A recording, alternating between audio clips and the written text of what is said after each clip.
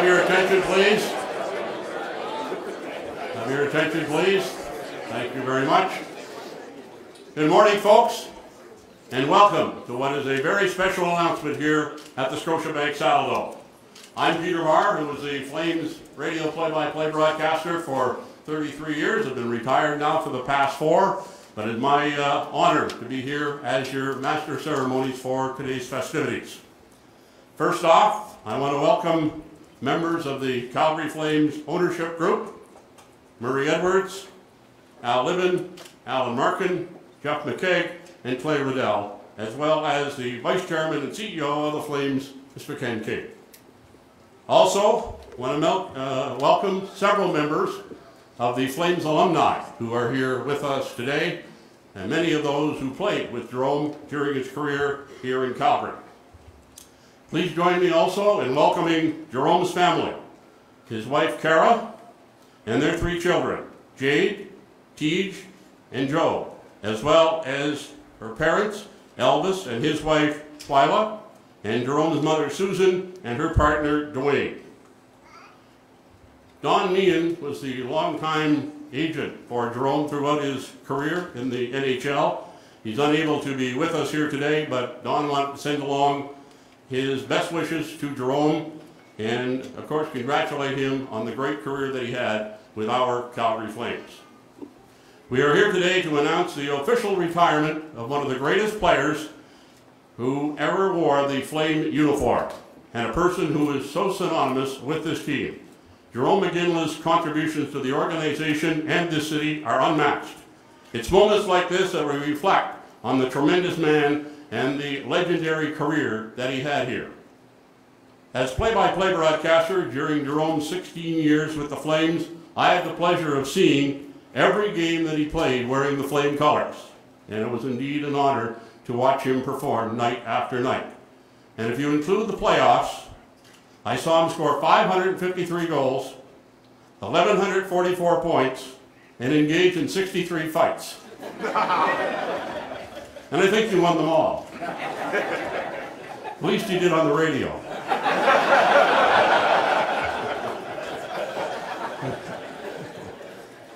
My memory of Jarome goes back to the very night that he was traded to the Flames in December of 1995. Then Flame General Manager Al Coates, who was with us here this morning, made one of the greatest trades in Flame history just minutes before the NHL Christmas trade freeze that year. The team was on the road. We learned about it on a late-night charter flight going from Pittsburgh to Hartford, where we had a game the next evening. Jarome heard about the trade when he was in my hometown of Campbell, New Brunswick, so right away I had an attachment with him. He was there for the training camp of the Canadian team that was preparing for the World Junior Championship that will be held the next week. And he was sound asleep when he got a phone call, and in that groggy state, after he was told he was traded to Calgary, he thought he'd been traded to the Hitmen. But later he learned he was the NHL Calgary Flames. And it would be 4 months after that that Jarome would join the Flames, and for the next 16 years, he'd electrify all of us with his fantastic play on the ice and off the ice, with that engaging smile of his that the Flames come to know, and he treated with such kindness, thoughtfulness, and caring. Win or lose, he was always accessible to the media and the fans. You know, and it's interesting to go back to Jarome. I think of all the times that we held the bus after games on the road while Jarome signed autographs for the fans. He did that on a regular basis. Also, when we'd be on the road, he'd come out 10 minutes before the bus would leave to go to the rink for the game, because there was always fans that were there that wanted autographs, and Jarome would come out and sign the autographs, then get on the bus, and we'd get there for the game. But there's one night that really stands out for me with Jarome, was the night in 2004 when our Flames won the Western Conference Championship, beating San Jose right here in the Scotiabank Saddledome. That was a night for celebrating.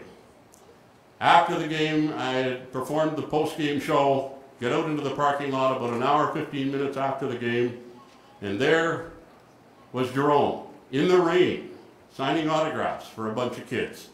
Not only that, he was asking them how they were doing in school, how important it was to be good in school, and that sort of thing. So that's the type of gentleman that we have here that is announcing his retirement as a member of the Calgary Flames.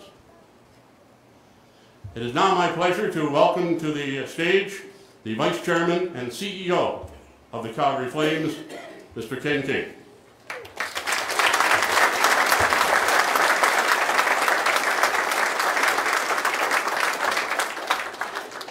Thanks, Peter. Welcome home, kid. And to you and all of your family, and to everyone that's here. It's my distinct pleasure, and has been for 18 years, to speak on behalf of our ownership group here. And whenever we spoke over those 18 years about our team, and there were lots of conversations, some controversy, the one thing that was enduring and the one thing that was simple and straightforward is that the class of the field is Jarome Iginla, and there was never any question about that in any way, shape, or form. It was a beautiful and a wonderful, wonderful thing. You're going to hear from a couple of his classmates in a minute. They've graduated to become big shot executives in the team, Craig and Marty, and that'll be fun. I wanted to save the fun for a little bit later. You know, sometimes teams attempt to define their culture. They'll set their culture, the ownership will set a culture, management will set a culture, and then you'll hope that players will kind of fall in line or step into that. And in our case, for 16 years, Jarome set a culture. He was the epitome of our culture.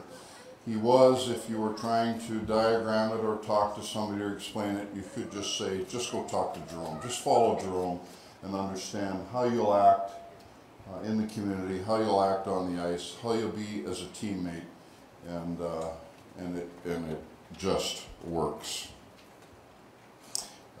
My personal and best memory of Jarome and our conversations was always his positivity. And in those days, Jarome, and you'll remember, they weren't all perfect.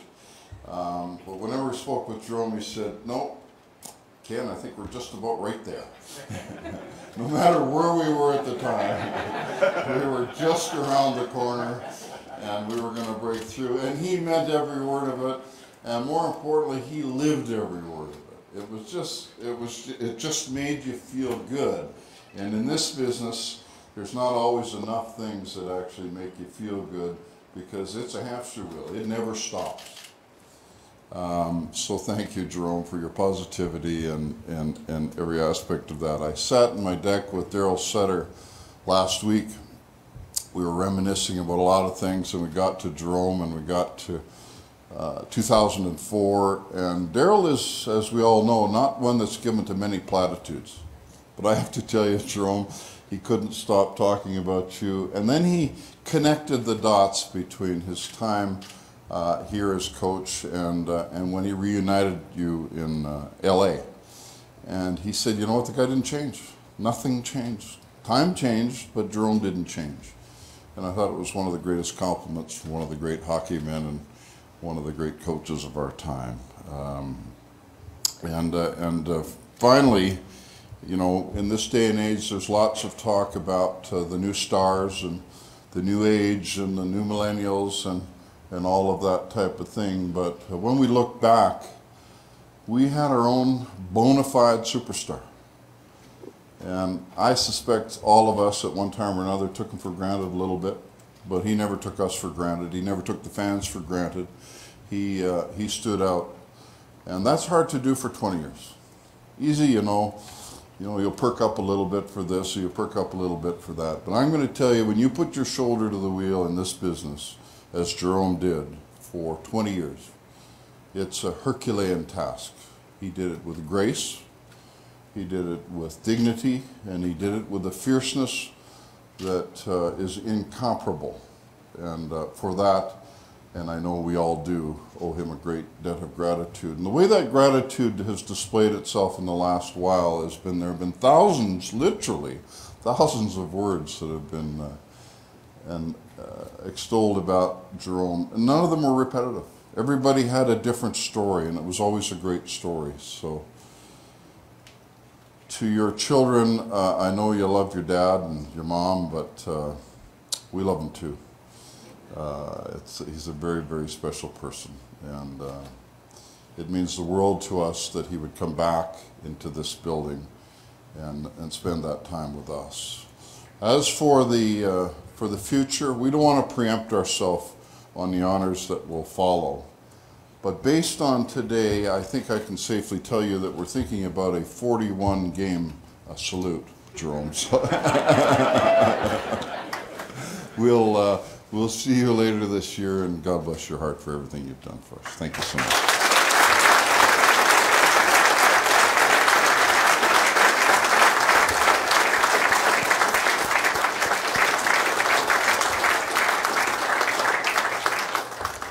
Thank you very much, Ken. To tell us more about Jarome and what he did on the ice, here's a guy who played with him and played against him as well, and of course was with him in that 2004 playoff run. And in that playoff run, this fellow tied an NHL playoff record by scoring the series-clinching goal in 3 straight series. He actually did it in 4. But never mind.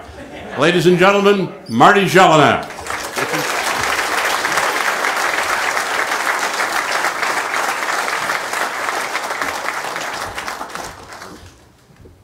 Good morning. It is a privilege to be here this morning and share a story about Jarome. There's so many stories that we could share about Jarome because he's an exceptional man, and they're all good and they're all great. But there's one for me that sums up what he is and what he's all about.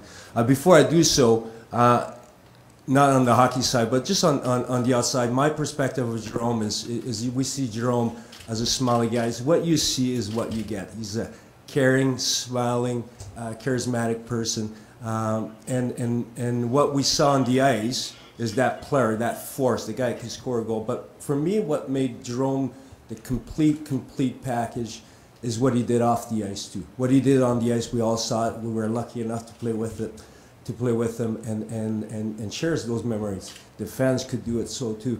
But what he did off the ice was exceptional.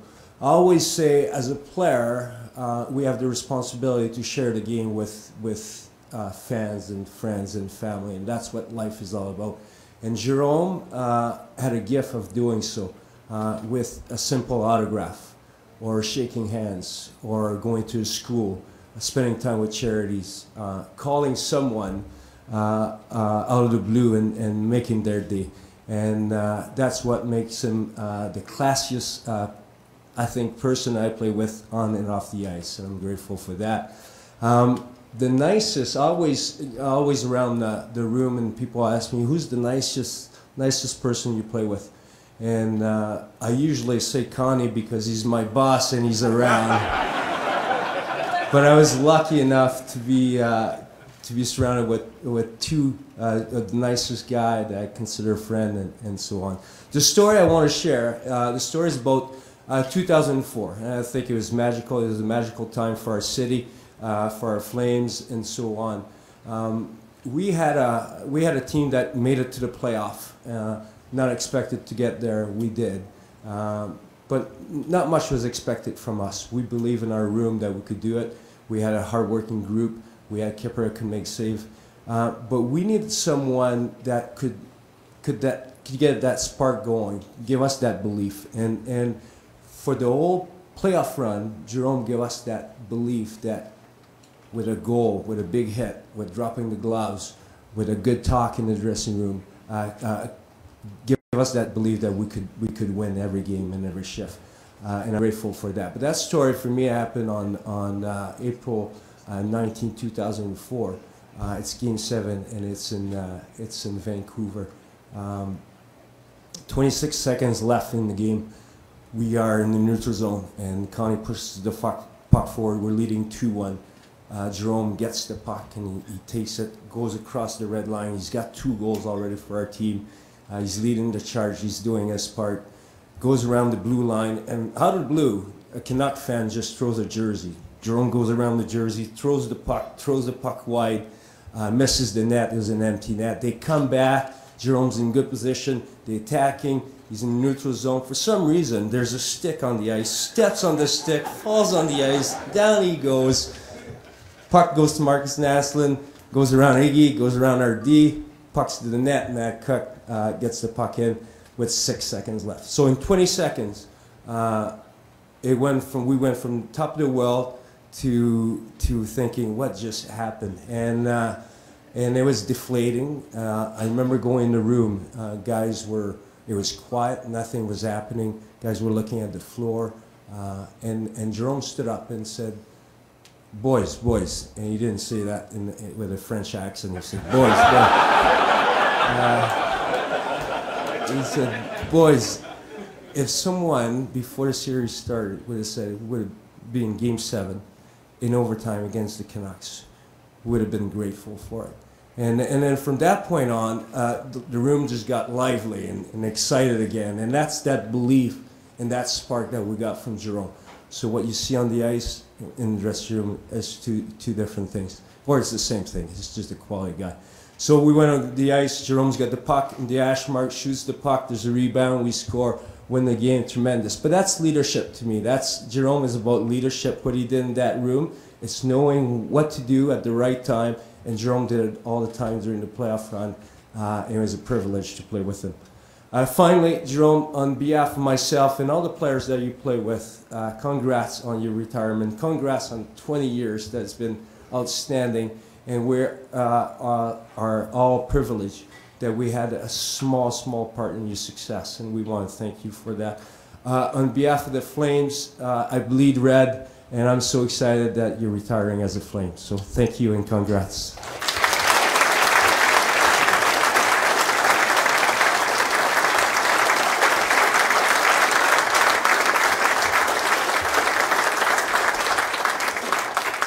Thank you very much, Marty. And now for another side of Jarome as a player, a guy that played with him for 9 years and was a centerman for a lot of that, and a guy who now is the assistant general manager with the Calgary Flames. Let's welcome Craig Conroy.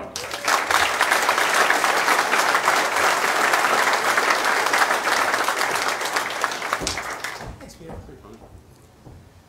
Well, it's funny how things come full circle. I mean, one day I get a call from Peter, maybe 2 weeks ago, and Jerome's going to announce his retirement, and he's just going to put a press release out. Thank God he didn't put a press release out. I mean, it would have taken away from all this. But that's where he is. He's humble. Everything he does behind the scenes, giving back to the community with his time, financially, helping people. That's just the way Jarome always was. I mean, and for me personally, to see the kids here now, I mean, we grew up with them all the different Christmases and holidays. And, it's still a tough day for me because you think Jerome's going to play forever. And he's not going to play forever. He's human like the rest of us, and now he's hobbling around with a new hip. So that really proves it. But as nice as Jarome is, I think I kind of don't agree with Jelly on the way that whole Vancouver thing went. I was not so happy. He told, right before the face-off, he said, "Craig, push the puck forward. I'll grab it, shoot in the empty net, game over." I'm like, that's a good plan. I like it. So I push the puck over. He grabs it just like the plan. He misses the net. I'm like, seriously? He's already got 2 goals. How can he not have the third? And then, if anyone's really seen Jarome skate backwards, there was no stick. He just fell. For one of the greatest players of all time, he can't skate backwards. The boys could probably beat him right now, and definitely Jade can beat him. But he could probably tell you a little what was going on in that locker room between, maybe it was just me and him, but we had a little sidebar, what was really happening. But when I think of when I first got traded here, it was a little nerve-wracking because that year Jarome was nice enough, one of those 60, how many, 2 fights? He definitely beat me. He beat me up the year in St. Louis, jumped me, but he still beat me up. Tyson Nash got beat up by Rob McGear, so we were sitting in the box thinking that didn't go well. He's like, no, we still won the game, but we lost the fight. So when I first got here, Tyson Nash said, "Hey, Jarome Iginla is one of the classiest human beings you're ever going to meet. You're going to love him." I got here, and what does he first say? "We got enough checkers. We don't need another guy like this." I'm thinking, boy, this isn't going well. This guy beats me up, and now he doesn't want me here. But I remember the first time, it was a fortunate thing for me and an unfortunate thing for Mark Savard. Mark Savard got hurt in Detroit. And I got put on the line with Jarome, and as we're sitting there on the bench after one of the shifts, he said, "Hey, if you want to dump the puck, you can go get it. We're not a checking line here. We're here to score goals." I'm like, "What?" He's like, "Yeah, you just dump the puck in my corner. I'm not going to get it. You can go get it yourself." So I thought, oh, okay, well, perfect. So about 4 or 5 shifts later, I don't know if you remember, Jarome, I came over, I held it this time, I threw it over to Jarome, and he just one-timed it from just inside the blue line and scored. He's like, "That's what I'm talking about." So that was kind of the start. We had a great run, and I mean, as I look, all the different things, you know, we became fast friends once we got going, and he decided he liked me a little more than he did at the beginning. But I mean, the one thing he could do was always elevate his game. When we needed him, you know, hey, we didn't have a bunch of stars. We had Kipper and Jarome, and when we had needed him to do something, he did it, you know. And he didn't talk much in the locker room, but when he did talk, mostly he put a towel over his head and hid. I don't know what he was doing under there. But when he took that towel off, it was game on. And as nice as he is off the ice, he was a true competitor on the ice. And whatever, if it was, we needed a fight, if we needed a big hit, if we needed a big goal, I mean, he was there to do it. And for about 3 or 4 years, I don't think there was a better player in the NHL. I mean, we had him here in Calgary, and I think at times we did take him for granted. But you know what? His goal was always to bring a Stanley Cup to the Calgary Flames, and it's disappointing that we weren't able to do it in the 2004 run. But he definitely did everything in his power, humanly possible, to do that. And you know, even though we're never going to see him on the ice again, maybe we'll get him a couple alumni games, but. Not to have him out there and playing, and it never felt right for me. I'd see him come back in a different jersey, and you know, it just never was the same. So to know he's going to retire a Calgary Flame today is pretty special. And I mean, I could go on forever, and I know Jarome's, he hasn't slept in 3 days, so I want him to get to his speech. But for me, it was, you know, everybody said, what was it like to play? It was a true honor. I mean, it really was. I got to play with some great, unbelievable players, Hall of Famers, but I was more on the team. I didn't get to actually play on the ice with them. So for Jarome, shift in, shift out, to be able to line up next to him, it was a true honor. And anybody who got to play with him knows what that feels like, but it's going to be disappointing not to see him on the ice anymore. But I want to congratulate you on everything, and wish you good luck in the future.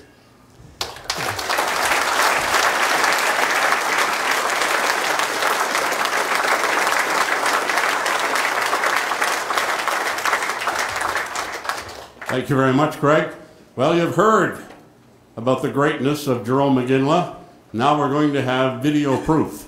I'd like to direct your attention to our screens here that we have up front for a video highlight of the great career that Jarome had as a member of our Calgary Flames. On Tuesday, March 26, 2013, Jarome Iginla played his final game wearing the Flaming Sea. And today, he returns home to the Sea of Red.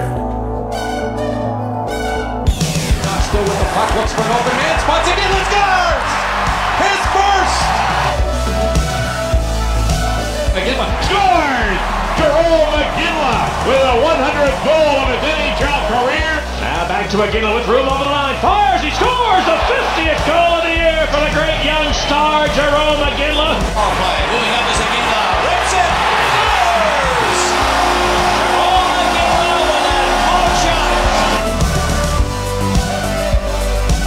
So the top stars on both teams now in a fight. Iginla comes back, going a couple of rights of his own. Tries to cut it around Skula. Iginla goes right to the net, scores! Jarome Iginla, number 300 in his NHL career, his 600th point. Conroy, the right circle centers, Iginla shoots. Scores!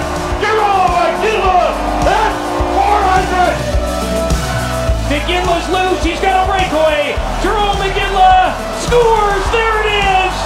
Point number 1,000! The Minnesota zone. Iginla goes to the corner, pass it, Freddie Chillard! Jarome Iginla has scored goal number 500! Yeah, baby! The Calgary Flames organization would like to thank Jarome for 16 seasons of loyalty and excellence, and congratulate him on an incredible NHL career.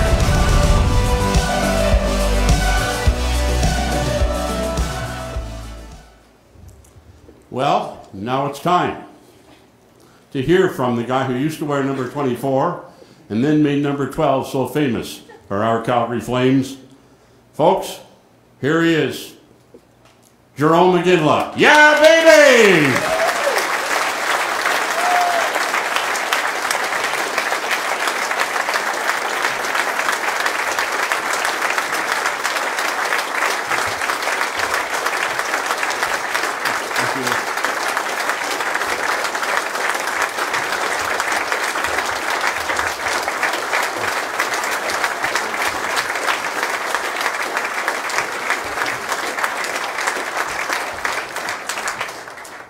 Well, thank you guys very much.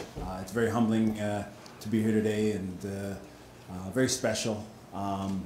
The very kind words to have my friends speaking today, and this was harder to prepare for than any speech or anything I've ever done. I thought it'd be easier. I've seen a few on TVs over the years or when I was younger. And it's different. Playing in the NHL, it's not something that you're excited to get a congratulations for retiring. You know, it's an amazing job. And I remember starting hockey at age 7 and going to my first tryout and dreaming of how great it would be.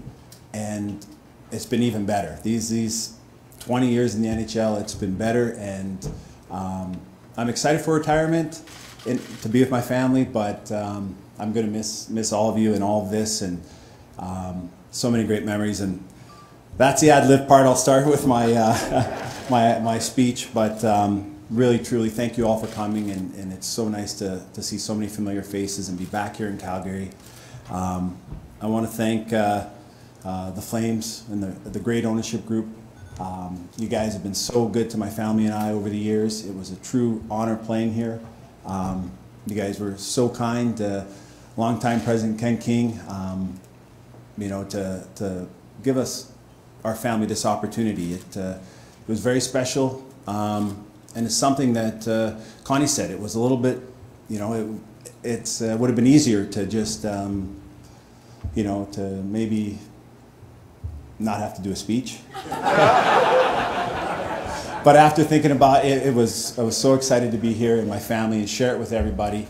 And to come back to the city of Calgary and say thank you. This is home. Come back to Alberta to be here, to say thank you to the fans and to the great organization that is the Calgary Flames, and so many great memories here. And some people, it has taken me a while to announce my retirement. My son is yawning here, putting some pressure on me. I'll get going with it. I played for 5 organizations, and each one was an honor, and it was a great privilege and a great adventure for my family and I. But spending the 16 years with the Calgary Flames, a great organization, thank you so much for embracing me at 18 years old and as a city. And then even though I was from Edmonton, nobody held it against me. You know, but you guys as ownership group, you guys set such a great example for us as players to come here. You welcomed our families into your homes. So many nice barbecues. We'd see you guys at the rink. We'd see you around. You were a part of it. Your humility, your generosity, it was a great example to follow as players, and thank you very, very much. You know, also to get the chance to play here in Alberta. You know, it was something growing up in Edmonton, St. Albert, great minor hockey, strong minor hockey program, but to get to play in Alberta was a real treat. To be on the right side of the Battle of Alberta, right?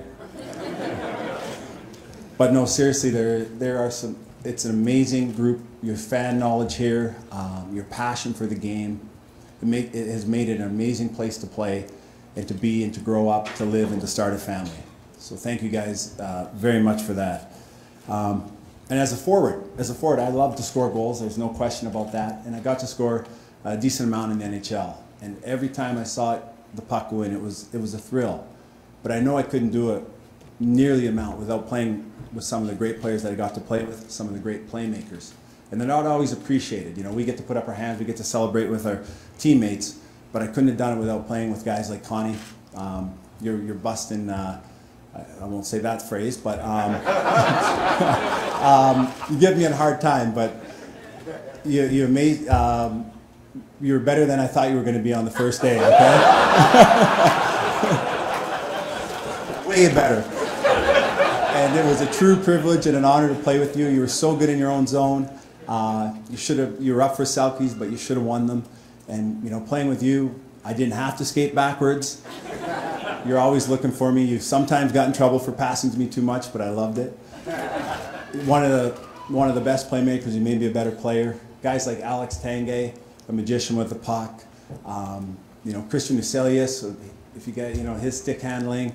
Damon Lankow, a great two-way center. I played with some really, really good players that made me better, and it was really, really appreciated. And I don't think you always got the credit that you guys always deserved.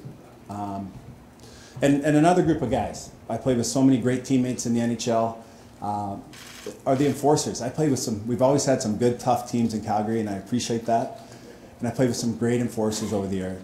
Coming into the NHL at 18 can be pretty intimidating, and especially.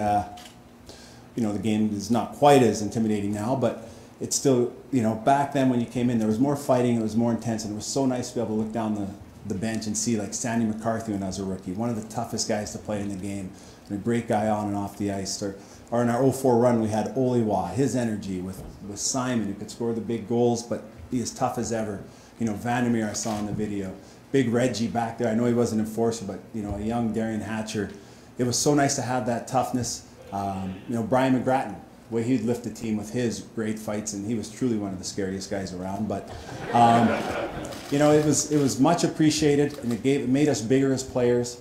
And another, you know, job that I don't always think gets the full recognition, and how when you feel when those guys are on your bench and how much bigger you are. So thank you guys. That was great to play with all of you. You know, I think back to some of my best memories. I just want to share a few with you. And it's got to be playing my first game in the NHL. One of them is, anyway, it's when I first I played with Kamloops Blazers. We came here. We lost out the night before. Some of you may have heard the story before. But we, maybe not all of the stuff, but we had a game the next morning in Calgary. It was a 1 o'clock, 2 o'clock game. We lost out in Kamloops. They told me I was going to play, or not play, but I was going to come up. So I said, okay, well, I can go out to our team party, right? You got to go out and celebrate the end of the year party with the guys, and but so I flew in, and I remember being on the plane going, well, at least, you know, maybe at least I'm not playing, right? But I got off the plane. Mike Burke got me, took me to Al McNeil's office, signed my first contract with Al Coates. Thanks, Coatesy, for trading for me and helping me sign that first contract. It was so surreal, and getting a chance to go down, and within 12 hours I'm playing with Theron Fleury on the line, German Titov, playing against Chelios in the corners, face-offs against Roenick, shooting on Ed Belfour. It was almost like a video game, and it was so surreal, and it was something that I never ever will forget. And the passion and the energy, and starting a first game in the playoffs, that's got to be, I mean, that's something that I'll never ever forget being here. Other special memories, obviously winning the two gold medals with Canada. Both of them were very special. I remember walking into the room in Salt Lake and getting to see Lemieux's jersey and Yzerman's jersey and Sakic's jersey. And then over on the makeshift benches, my jersey, and Smith and Simone Gagne were the youngest. You couldn't even see our full name tags. But that was all right. I thought it was so cool to play with those guys and the guys that I watched growing up. And they were unbelievable professionals. They made us feel a part of it as young guys. They showed us a great example. You know, and Theo Fleury was on that team. It was so special, that tournament, and to win it for Canada, the first as part of the men's team, the first in 50 years. But also Vancouver. That was something that was different. I was an older guy on that team. You know, and the way that final game gone, the city had celebrated. You know, for 2 straight weeks in Vancouver, they found reason to celebrate every day, all the time, 24 hours, and it was pretty awesome. But you know, that final game, the way it went, when we were up a goal and you're counting down the time, not really, not supposed to, but you are, and there's about a minute left and you're holding on to this lead, and they score. US scores against us in the finals. Now we got to go back in the room, regroup, and it's pretty quiet. But then guys start getting it going again, and you start, you know, you're trying to manage those nerves and that anxiety and the energy in the building. But we know when we go back out there, no matter what happens in that period, we're going to remember it for the rest of our lives. And thankfully it went the right way. Crosby scores. You know, we're grown men throwing our gloves off, hugging each other. screaming and the way the city and the country, that was a memory that I never, ever will forget. But saying that, one of the, maybe the best is still the year of 2004. I know we've heard a lot about it, but it was so special to me and the group of guys that we had, the sense of humors. Noodles played with us there, and he got traded at the deadline, but he'd already put his imprint on us and the culture and his jokes and his roasts. Every day you came to the rinks, if you had a hair out of place, he would notice, and you were gonna, if you had a shirt that was maybe borderline, it was hanging. Maybe Rhett was hanging it up, and he had a lot of borderline shirts, Rhett. But we had so many great personalities. Young Commodore with his big hair and his energy. It was just, we had so much fun together. Mika, Reggie. It was a special year. It was the first year we made the playoffs in a long time. And then with the way the playoffs went, we did things we weren't supposed to do. We had some great vets, obviously Jelly, Dave Lowry with us during, on the team. And we knocked off Vancouver in Game 7. And that story, we were in the room and it was pretty quiet, and Connie kind of touched on it. There was something going on in the corner. Me and Connie talked to each other, and I had probably my head down at the start. I missed that open net. How are we here? And Connie taps me and he says, Jarome, and I'm thinking, oh, yeah, I really could use something here from my good friend. And he goes, and this is maybe the slightest exaggeration, how did you miss that open net? And I'm like, really? We're going to talk about this right now? Like, come on. And then, we got refocused, but we got refocused. This is a nice guy that Connie is. He has an unbelievable guy, but he does have a temper. And I felt it there, but we got focused, and Jelly with that big overtime goal, moving through them. And I remember moving on to Detroit. And now that we beat Vancouver, we moved on to Detroit. And I remember sitting on the bench. It was the end. We lost the first game. It was 2 days later after Vancouver or something.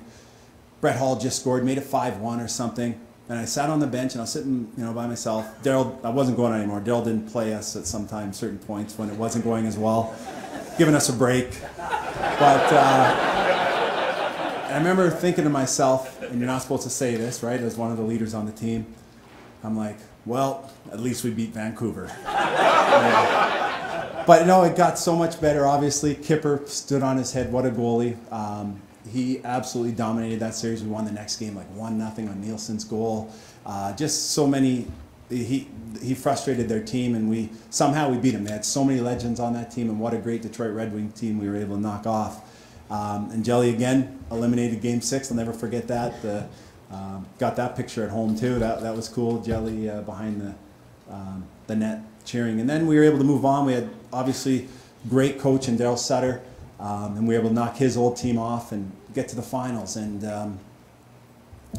it was awesome. It was also the way the city was with us the whole way. The city, we started the red. They started the Sea of Red tradition, and they were so loud in the calls, in the Saddle Dome. And also the Red Mile parties. There were some great ones. It was unbelievable to watch on TV. I didn't get to go to too many.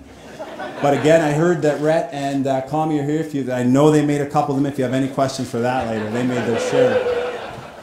But it was just such a great, and even some Edmonton fans we got from the Oilers were cheering for us in that run. So it was so special the way the city and all the things. I know it didn't turn out the way, and it stung not winning, and it still does a bit, to be honest. But it was worth it, and I would do it all over again in a heartbeat. And it was so special with that great group of guys. I just have a few thank yous. I want to say, I think of the coaches, the coaches that I had in my career. I had some great ones. Some people say I had too many, but no, I didn't. They all had their imprint on me, and our team that we had, they all had different philosophies, different intensities, different teaching styles. And I look forward to coaching our kids and their teams and trying to pass on some of that knowledge. Although I do know I won't be able to use some of those motivational one-liners that Daryl or Mike Keenan would occasionally use. They were great, and I wanted to say thank you to all my coaches. I played with some amazing players here. The rookie season, I think, for any player is so special, and I had a great group of guys here when I broke in. Theo Fleury, watching him up close, his intensity, his passion for the game, the way he competed night in, night out. He was inspiring, and he left a big imprint on me. Ron Stern, James Patrick, taking under their wing, Dave Gagne, in my first 5 years, Jelly with his work ethic. He's still in better shape than, he was always in better shape than all of us when we played, when we didn't play. Still in awesome shape in the way he worked, and it was inspiring to try to follow these guys. Dave Lowry with his work ethic, and try to follow them in their paths. And I was very fortunate. I want to say thank you to all of them. And also, you know, growing up, you know, when I tried out for that first team at age 7, I was put in the worst league. You know, I wasn't very good when I started, but when I did go to tryouts, just to give you an idea, that the cards were stacked against me. My grandpa took me to my first tryout. We didn't know that there was no jersey, no socks. So I skated around. And first, everyone has their outfits. It's good players. They've been playing for years. The first time, I'm skating around with no jersey, no socks.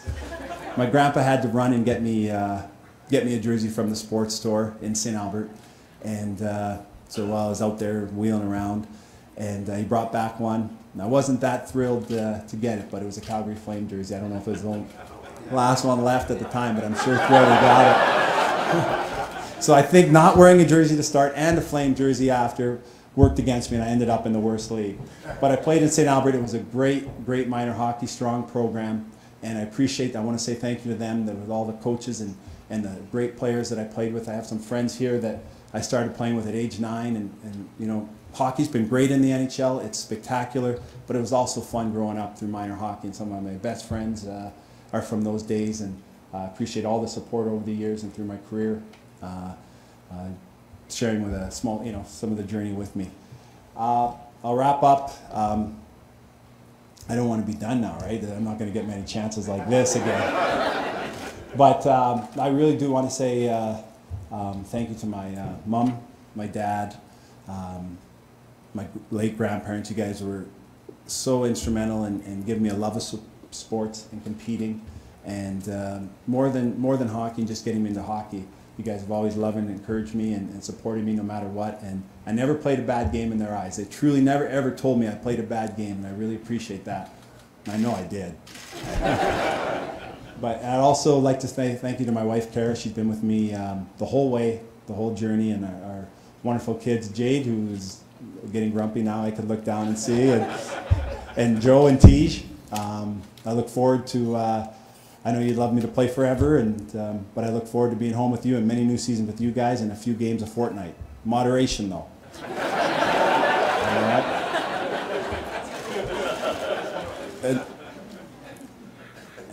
And finally, I think of kids. I think of if there's any kids out there who are close and competing and want it, to making it, and wondering if the sacrifices are worth it. I assure you they are. Work as hard as you can. Give it your best. It's a wonderful, wonderful game to be a part of, all the way through. And I want to say thank you to the City of Calgary, the great fans of Calgary. You really left an imprint on my family and I. You were very kind to us. The Flames ownership, again, I can't speak it enough, and the Calgary Flames. It's been an awesome, awesome experience. Thank you to my teammates. I'm sorry if I left anyone out. Thank you to the whole hockey community. It is a great one to be a part of. Thank you so much.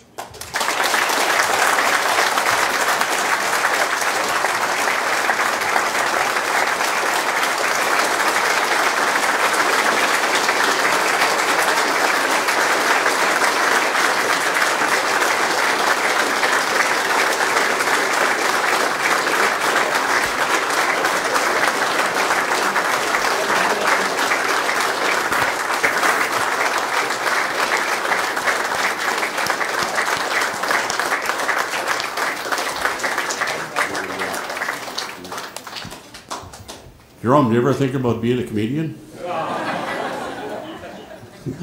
I think you've got a future there. Excellent, excellent address. This gentleman is definitely in the win column, Jarome Iginla.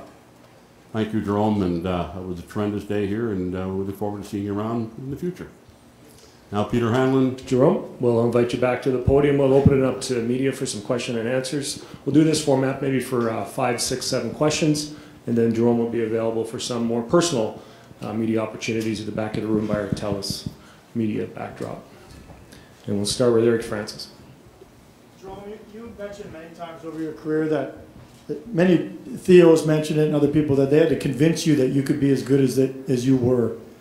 Were there moments along your career path that gave you great confidence and belief that you could actually be a 50-goal scorer or play on the Olympic team or win Olympic gold? Yeah, it was. I think confidence is tough early. Not everybody. You can see some guys come in and just roll. But for me, it was. I was in awe. I came into the league. I had to learn things that I learned from guys like Theo, and how to compete harder and different things. And growing up, you do it, but the NHL is another level. It's the best level in the world, and it was tough. It was tough confidence-wise in my first 3 years, and thankfully the Flames stuck with me. There was times. It was a tough second year I had in the league, but I think I did it. Part of it's chemistry too. You get a chance to play with guys you click with. I played with Theo a little bit. Anyone clicks with him, but it was something. Probably my third year. I actually remember in my second year, it was a tough goal scoring year and everything. And I remember thinking, thanks God I made it to the NHL, but maybe I'm not going to be a goal scorer. Maybe I'm not going to be an offensive player. I'll work on maybe a different role. And somewhere it started clicking. But probably my fourth or fifth year, and especially the Olympic year when I got that late invite to the camp, that was a huge boost for me. That was kind of funny because I watched it on TV the first day. And the camp had already been underway, and I think Gagne hurt his groin, I believe it was, and so I got a call, invited, or I think Kara told me actually, and tried to get me. I don't think we had cell phones, or we had really ugly cell phones, but it was.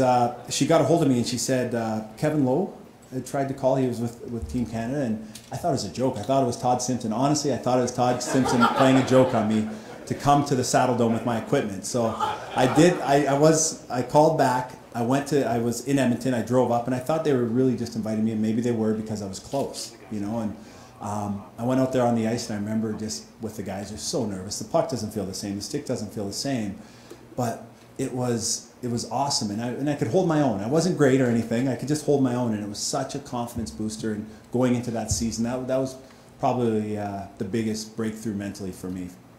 Kristen Anderson, followed by Gene Principe.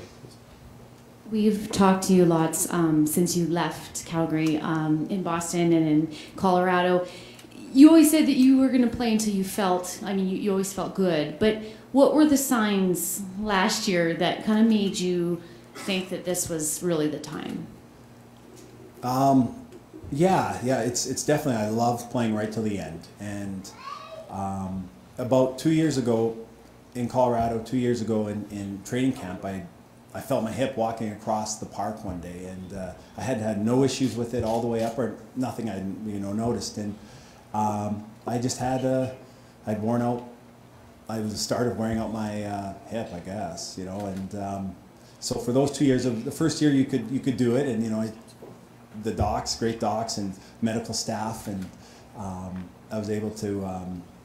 Manage it, but then it just starts wearing, and I could, I still think I could, I'd always think I could do it, but it was slowing me down, and partly that, and then also I would have probably still kept playing and trying to play if the right opportunity was there, but because maybe partly you're getting older and you're not moving as well or whatever, and it's a fast game out there, I'm sure that played it, but it wasn't. I don't know that you really ever know until the right opportunity is not there, and because you feel like you can always just manage and battle through it and stuff, but it's a really good time for me and feels good now, but thankful for I got to stretch it out as long as I had.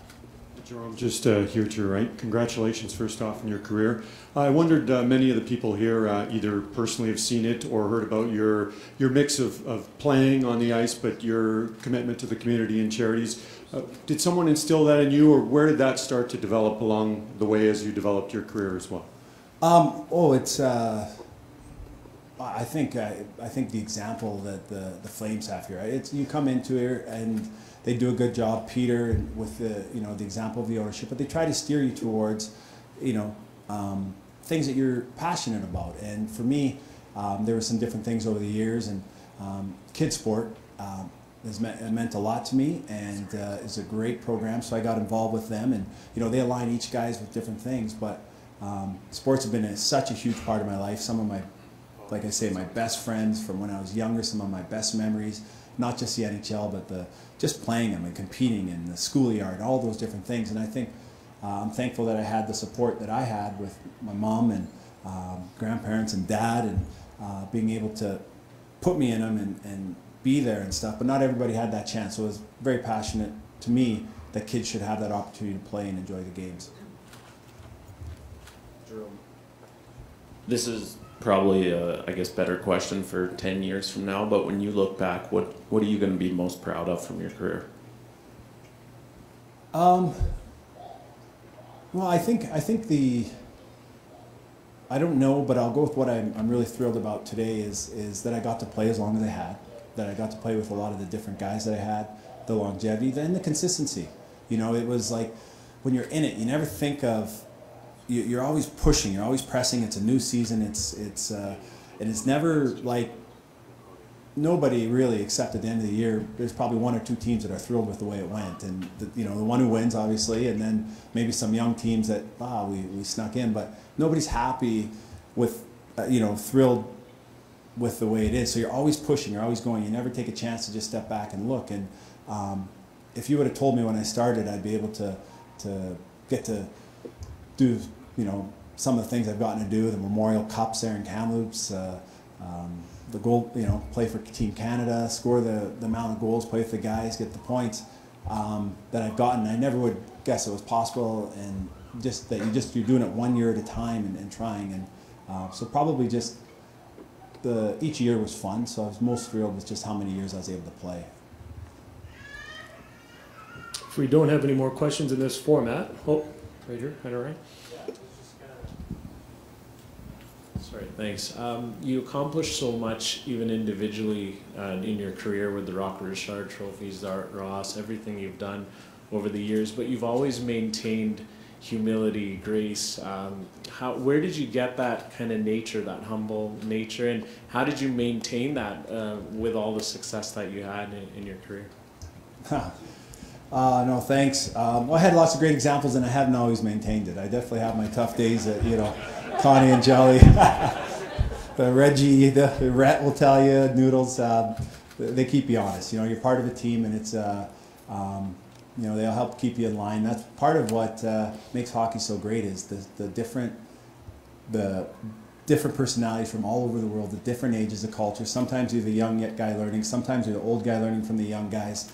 The training staffs, everybody that works hard towards trying to be successful. And if you get out of line, it's kind of like that family thing, right? If you start to get too big ahead, your buddies and your teammates, they keep you in line.